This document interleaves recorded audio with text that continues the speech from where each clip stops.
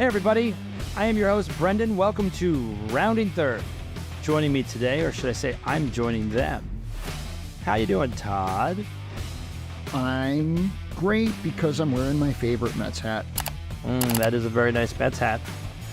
I do like my new hat as well. Very fancy, very fancy. And we're also joined by the one, the only, the man, the myth, the legend, Father.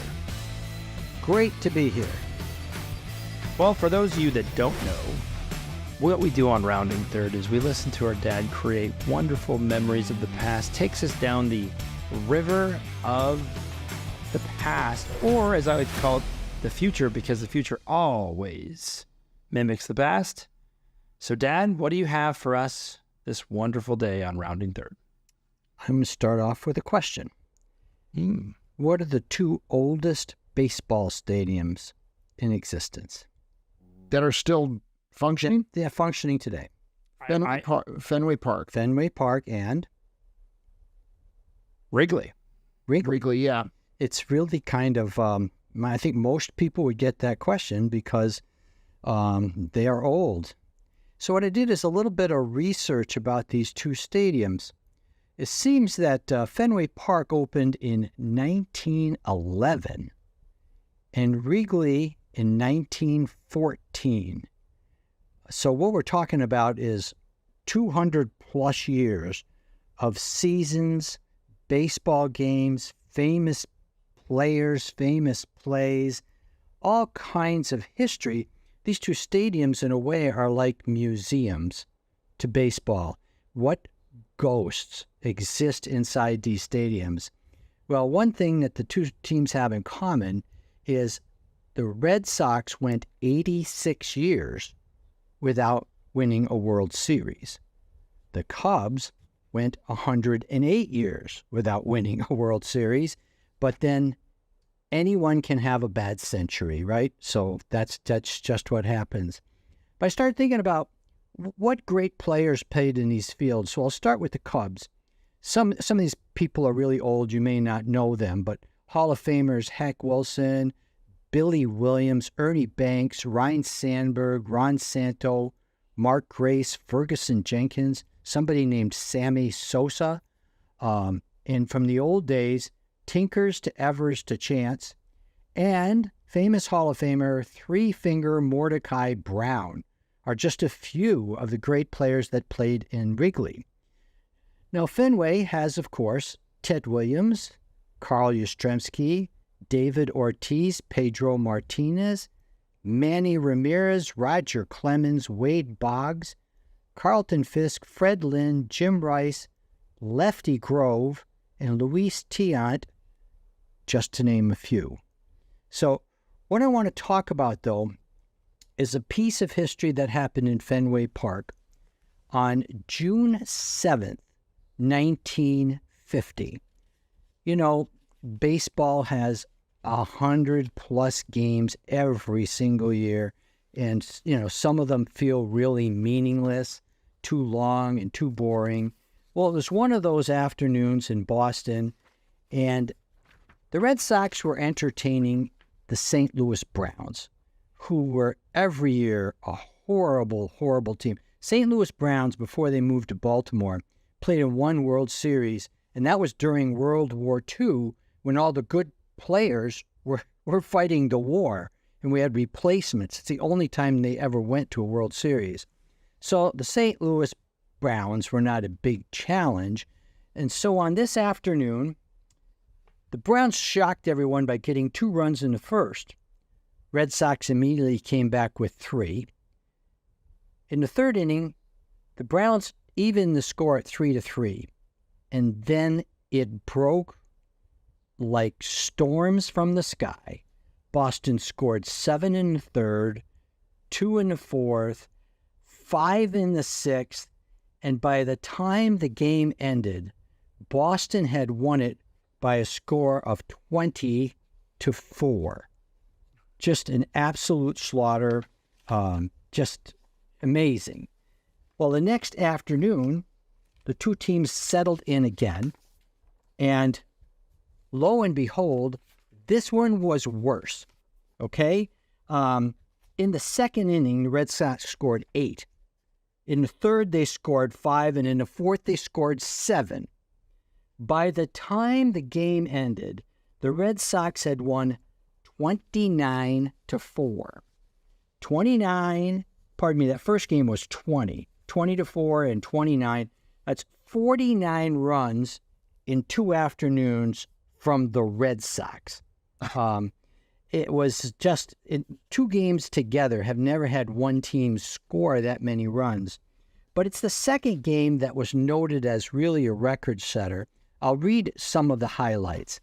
Major league records for runs scored, most extra base hits, 17 by the Red Sox, most total bases, 60, most runs over 2 games, 49, most hits, 51. Bobby Doerr of the Red Sox hit 3 home runs in the 2 games and drove in 8 runs, while Walt Dropo and Ted Williams each hit 2 home runs in the 2 games. In fact, what I wanted to do is bring a couple things to your attention. The first is, how long do you think it took to play these games? The first game, which was 20-4, took 2 hours and 28 minutes. What? The second game, which was 29-4, that was a little longer. It took 2 hours and 42 minutes. So it gives you an idea how the games were played back then.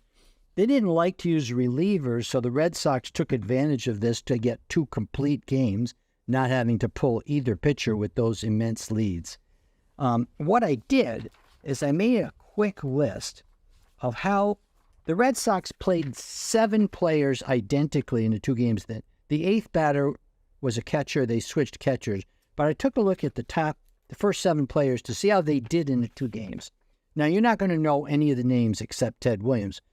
But Clyde Vollmer, their leadoff guy, 4 for 12. That's a .333 average with 2 homers and 7 RBIs. He had the lowest batting average of the 7 guys in the 2 games. Johnny Pesky batted 9 for 13, .692, had 2 RBIs. Ted Williams at 5 for 10, batted .500 with 2 homers, 8 RBIs. Vern Stevens, 7 for 12, .583, 2 homers and 8 RBIs. Walt Dropo, 6 for 12, .500, 3 homers and 10 RBIs. Al Zarilla batted .727, going 8 for 11. And Bobby Doerr, as we already heard, hit 3 homers and batted .636. Just amazing statistics in those 2 games. So record-setting games for sure. But then I said to myself, I really want to know what was the attendance in these 2 games. You know, we know that the history, sometimes we can mythologize the past, like these were the good old days. You could play these games in 2 hours and 30 minutes, even though there were over 30 runs scored in each day. Sounds wonderful. The attendance in Boston for Game 1 was 6,600 fans. And in Game 2, after just watching your team score 20 runs, 5,100 Boston fans showed up for Game 2. So even though we have this myth of the past, the truth of the matter is we had a smaller population. That was, 70 years ago? And these stadiums didn't have these huge crowds. So one last thing I want to tell you, just to get it in perspective. I looked up what the average attendance in 1950 was in all of major leagues. It was 14,000. Even the Red Sox averaged 17,000. So these were 2 really poorly attended games in the middle of the week. But they ran up scores that were monumental and history-setting by scoring, the Red Sox scored 49 runs in 2 games.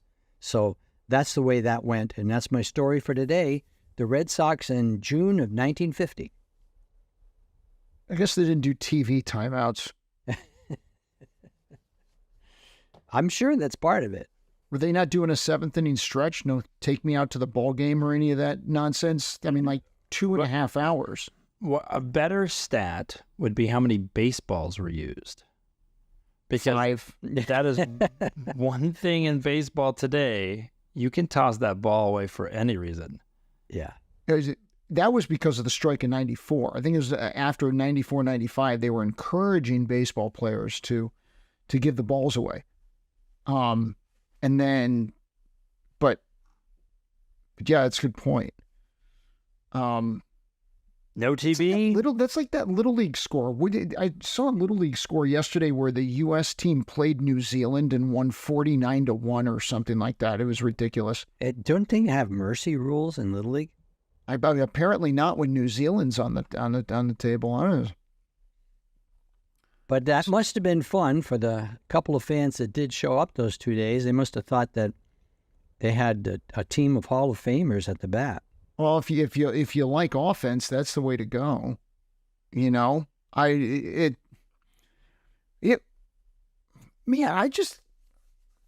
you had guys that were like their on base percentages were all in the 400s. Well, of course. I mean, on this team. I did look up the St. Louis Browns average attendance back in St. Louis, and for the year they averaged a little over 4,000. That's not a lot of people. No. There's a reason they ended up moving to Baltimore. That's going to be the average attendance for the Mets in September. No, the Mets fans can't wait to be there. Yeah, I want to come out and watch Ronnie Mauricio hit home runs. I don't know. I'm looking at the batting averages for the Boston Red Sox this year, and their batting averages were all. Is this for the game? The ones I read you were for 2 games. This is wild. No, this can't be for the game. Like, these guys were hitting 383, 343, 333, 293, 372, 358, 257, 339. How many pitches do the pitchers have? And why did they not win the pennant? Because the Yankees beat them every year. Do they have pitches from this pitch count here? I don't think so. Well, surprisingly, Fritz Dorisch was exculpated from the game in the middle of the 3rd inning after allowing 9 earned runs. Our Browns pitcher? Yeah. Damn. He gave it a valiant effort. Joe Dobson had a complete game with 4 earned runs. Yeah, both starters. The second guy allowed 4 runs and pitched a complete game too. There's no pitch count though. Were the managers upset because they had to make so many moves, like they were hoping to do a double dip, take a little? I don't think the Red Sox made a single move. I did. It was like 9 guys the whole game. Yeah, why change it? You got it rolling. Don't change a thing. Did they move the outfield in just for this game for the Red Sox? Well, that's a good hitting team against a lousy pitching team, but the numbers are totally extreme. St. Louis Browns were not hitting either.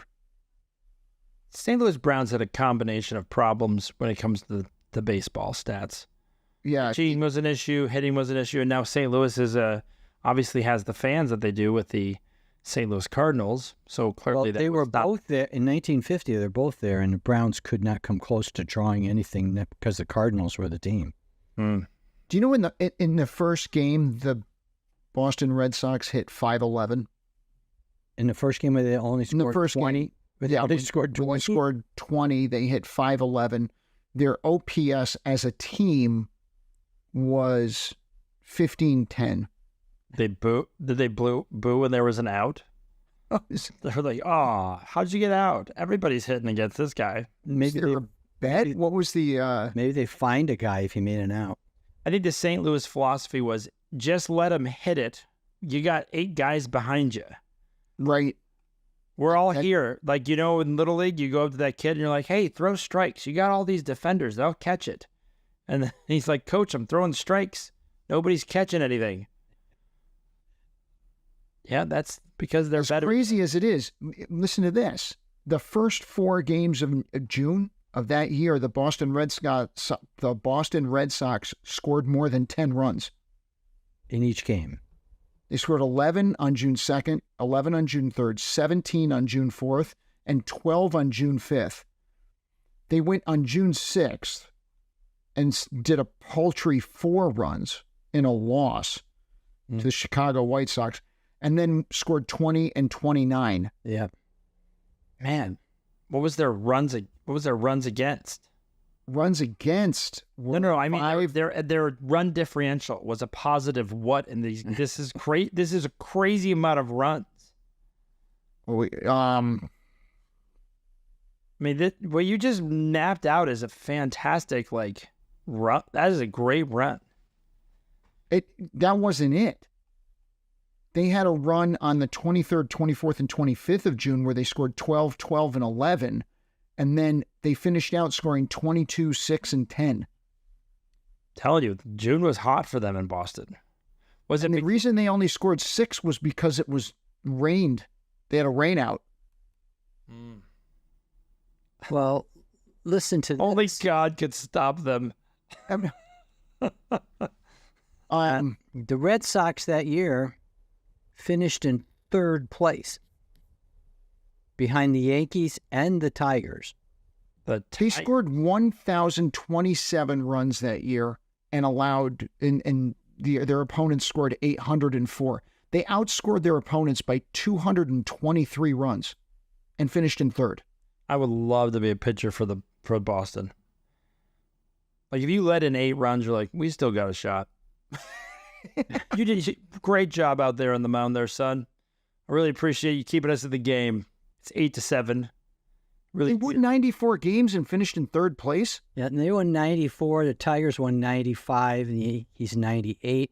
But when you get records like that, you go and see how bad the bottom teams. Yes, how bad were the bottom teams? Well, the Browns did not finish in last. The Philadelphia Athletics won 52, and the Browns won 58. The White Sox only won 60. There were 4 good teams in the league, and everyone else stunk. The Indians were pretty good. The Indians won over 90 games. So basically what happened back then is a normal co-ed college baseball where all the good players are we're going to go play on these teams because you guys stink. We'll beat on you all year, get lots of wins, and everyone will feel better. It's basically drafting for lunchtime kickball in 5th grade. Yeah, because I would imagine there were some Max Scherzers, some Randy Johnsons back in the day. They're I'm not playing for them. They're terrible. These guys don't even care. There's probably a lot of alcohol, a lot of smoking, cigarettes, cigars, a lot of tobacco juice. So a lot of people just not really showing up to the ballpark on their best. However, if you have a month of June like Boston, if you just had the month of June or July like Boston, you must be feeling great. Their month of August was better. They were 24-6. They scored 221 runs and allowed 146. And just couldn't get over the hump. Those pesty Yankees. Well, folks, I will tell you this. If you have a great quarter like Mr. Todd Lemieux is telling you, I hope that bosses give you a nice big bonus, because if you're going to rack up all those runs, you better be getting something for that payday. Dad, these are wonderful stats. It shows me 2 things in life. Winners hang out together, and the losers lose together. So if your team's losing, get another team. Or maybe the winners don't want you. That's what we got for Rounding Third, everyone. I'm your host, Brendan. Joining me as always. Thank you, Dad. Thank you, Todd. Have a good one.